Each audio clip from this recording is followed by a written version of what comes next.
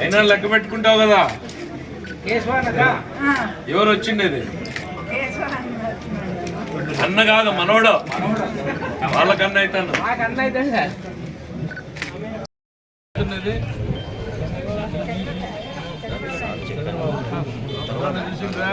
ఇంత మొత్తము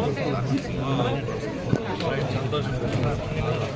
ఎంత ఆశీర్వాదం మీ ప్రభుత్వానికి. మీ ప్రభుత్వం మాట్లాడు కదమ్మా.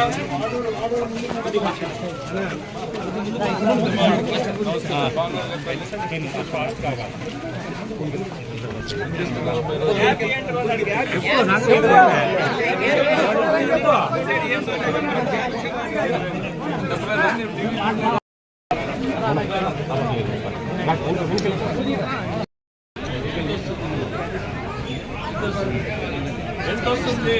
7,000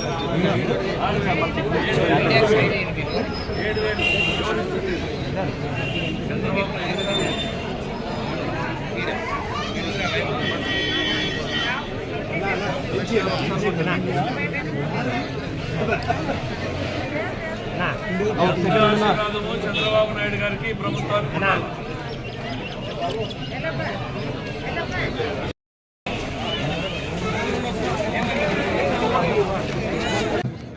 రాష్ట్ర వ్యాప్తంగా ఒక పండుగ లాంటి వాతావరణంలో వృద్ధులకి పెన్షన్లు పంపిణీ చేసేటువంటి కార్యక్రమానికి రాష్ట్ర ముఖ్యమంత్రి గారు స్వయంగా ఈరోజు ఉదయాన్నే 6 గంటలకు చేపట్టారు. దాంట్లో భాగంగానే వాడలా కూడా తెలుగుదేశం పార్టీ నాయకులు, అధికార యంత్రాంగం, ప్రతి ఒక్కరూ కూడా సమాజ హితం కోరేటువంటి ప్రతి ఒక్కరూ కూడా ఈ కార్యక్రమంలో పాలు పంచుకుంటూ చూస్తూ ఉంటే పండుగ లాంటి వాతావరణంలో సాగుతుంది. ఈ రోజున 3,000 ఉన్నటువంటి పెన్షన్ని 4,000 చేయడం, 3 నెలల బకాయి కలిపి మొత్తం 7,000 రూపాయలు ఇవ్వడం జరుగుతుంది. రాష్ట్రం విడిపోయిన తర్వాత జరిగిన నష్టం కన్నా గత 5 ఏళ్లలో జరిగినటువంటి నష్టం, ఆర్థిక అరాచకం చాలా ఎక్కువ. అటువంటి పరిస్థితుల్లో అధికారంలోకి వచ్చినటువంటి చంద్రబాబు నాయుడు గారు ఏ పరిస్థితుల్లో ఉంది అని ప్రధానమైనటువంటి ఆర్థిక రంగాన్ని అంచనా వేసేటువంటి ప్రయత్నం జరుగుతుంది. ఇంకా కూడా కొనసాగుతూనే ఉంది. ఎక్కడున్నాం, ఈ రాష్ట్రానికి ఉన్నటువంటి ఆర్థిక భారం ఎంత, అప్పులెంత, దారి మళ్లిన ధనం ఎంత అనేటువంటి లెక్కలు తేలకముందే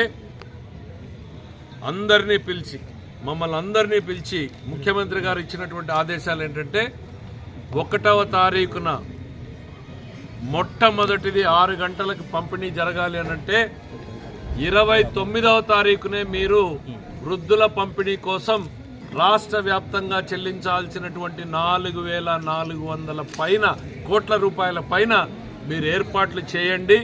29వ తారీఖు ఉదయాన్నే బ్యాంకులకు వెళ్ళాలి. 29వ తారీఖు మధ్యాహ్నంకి డ్రా అయిపోవాలి. అక్కడి నుంచి 30వ తారీఖున మండల వార్డు వారీగా వాళ్ళు పంపిణీ చేసుకోవాలి. 1వ తారీఖు ఉదయాన్నే పంపిణీ కావాలి. 1వ తారీఖు సాయంత్రానికి 100% పెన్షన్లు పంపిణీ కావాలని ఆదేశాలు ఇవ్వడం జరిగింది. ముఖ్యమంత్రి గారి ఆదేశాల ప్రకారం 29న జమ చేయడం, అదే రోజు డ్రా చేయడం, 30వ తేదీన వార్డులకి సచివాలయాలకి పంపిణీ చేయడం, ఈరోజు ఉదయం 6 గంటలకే ఈ కార్యక్రమానికి శ్రీకారం చుట్టడం జరిగింది. మా ప్రభుత్వం మాటలతో కాదు చేతలతో చెప్పాలనేటువంటి ప్రభుత్వంగానే ప్రజల మనసుల్లో నిలిచిపోయేలా పనిచేస్తుంది అనేటువంటి తెలియజేస్తూ ఈ యంత్రాంగంలో ప్రతి ఒక్కరిని క్షేత్రస్థాయికి వచ్చారు. ఈరోజు కలెక్టర్ గారు ఉన్నారు, మరో ఐఏఎస్ అధికారి, మున్సిపల్ కమిషనర్ గారు ఇక్కడ ఉన్నారు.